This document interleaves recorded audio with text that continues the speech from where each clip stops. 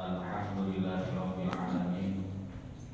Wassalatu wassalamu ala asyrafil mursalin sayyidina wa habibina wa syafi'ina wa maulana Muhammad wa ala alihi wa sahbihi ajma'in.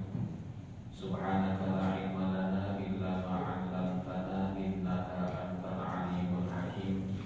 La haula wa la quwwata illa billahil aliyyil azim. Amma ba'd.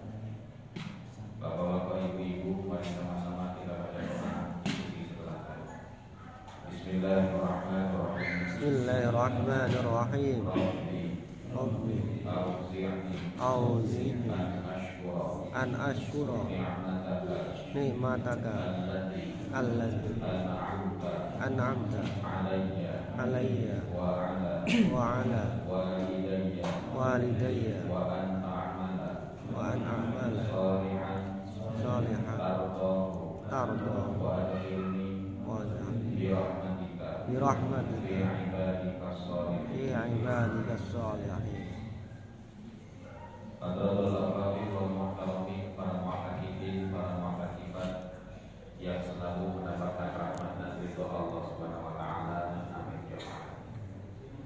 Alhamdulillah, bersyukur sama-sama kita panjatkan pada Allah yang telah menjadikan kita umat Rasulullah sallallahu alaihi wasallam.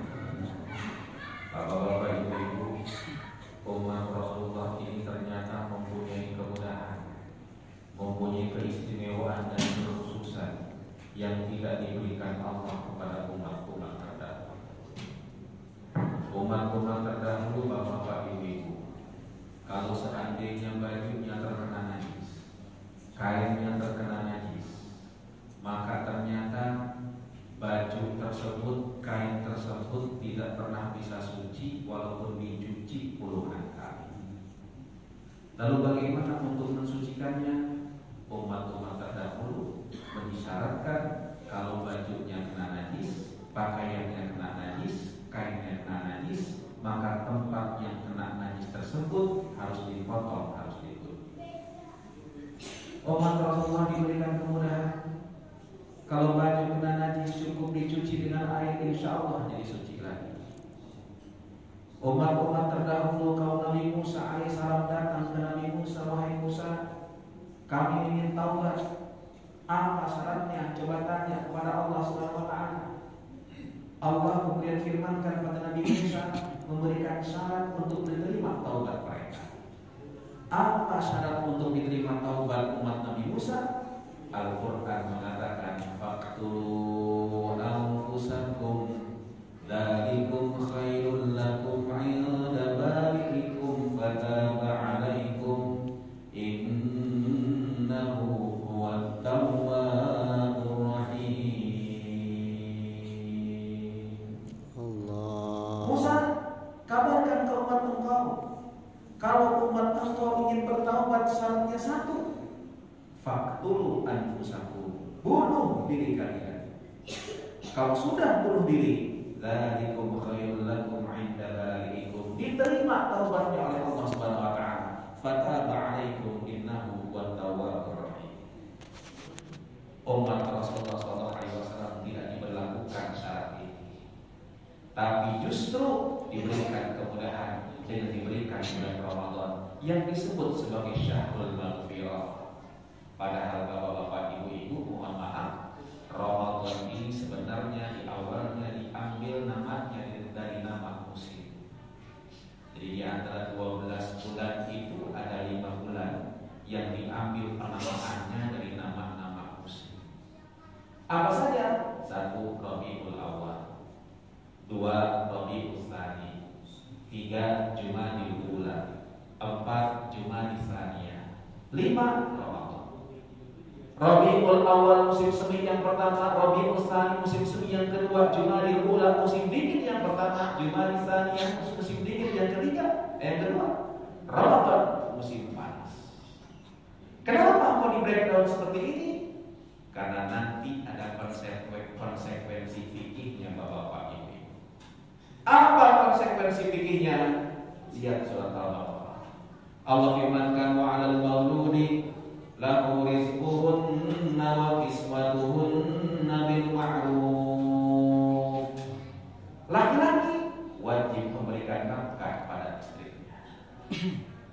Nafkah ini dalam bentuk apa? Kata Al-Quran pertama, rizquhunna, makanan.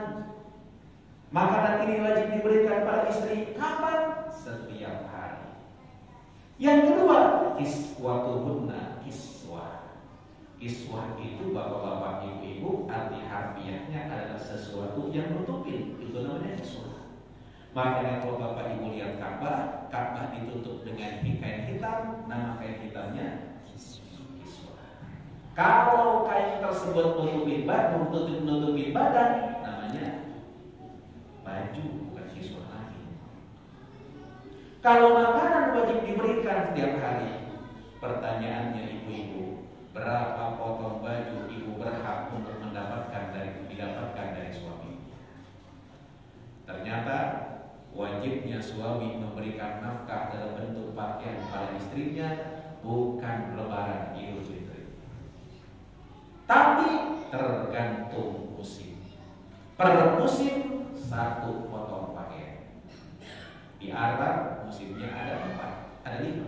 Rabiul Awal musim semi pertama udara turun 25 derajat. Rabiul Tsani musim semi yang kedua udara turun 18 derajat. Jumadil Ula musim dingin yang pertama udara turun 10 derajat. Jumadil Tsaniyah udara dingin lagi turun jadi sekitar 52 derajat. Ramadan musim panas. Kira-kira pakaian musim semi dengan musim panas beda apa enggak? Udara 25 derajat dengan 2 derajat beda apa enggak? Beda. Karena itu di Arab wajibnya suami memberikan nafkah pada istri 5 potong pakaian karena musimnya ada 5.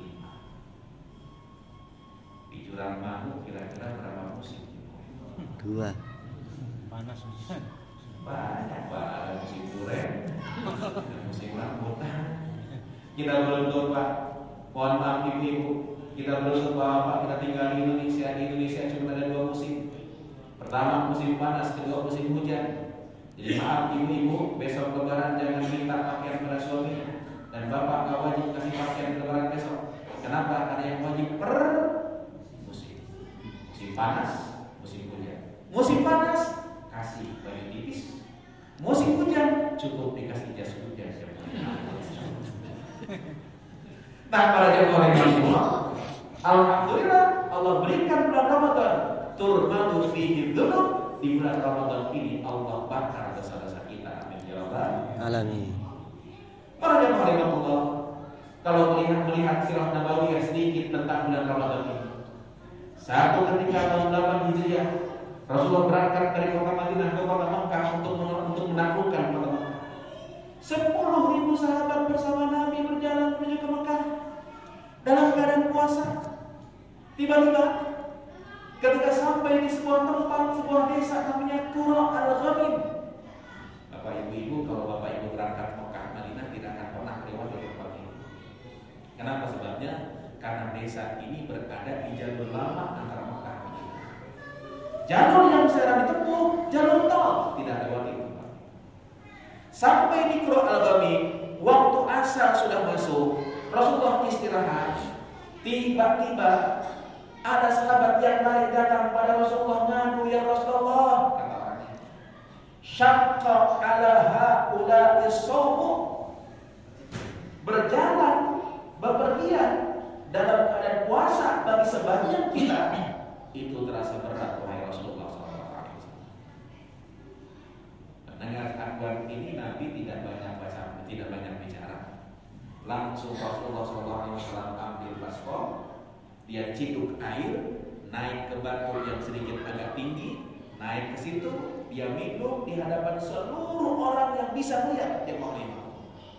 Padahal waktu sudah habis asar, yang kalau kita pikir maghrib akan segera datang. Tapi ternyata Nabi luar biasa. Nabi tidak meremehkan orang yang kesusahan. Nabi nggak komentar cewek tuh baru begini aja udah payah. Nabi juga nggak ngomong aja sebentar lagi juga buka. Tapi maaf, Nabi punya empati yang luar biasa terhadap orang yang terlemah di antara umatnya yang Allah. Pantas Rasulullah SAW menjadi panutan kita semua. Di Ramadan ini pun juga Ada kebiasaan yang tidak biasa dilakukan Nabi, khususnya di Ramadan terakhir Rasulullah SAW.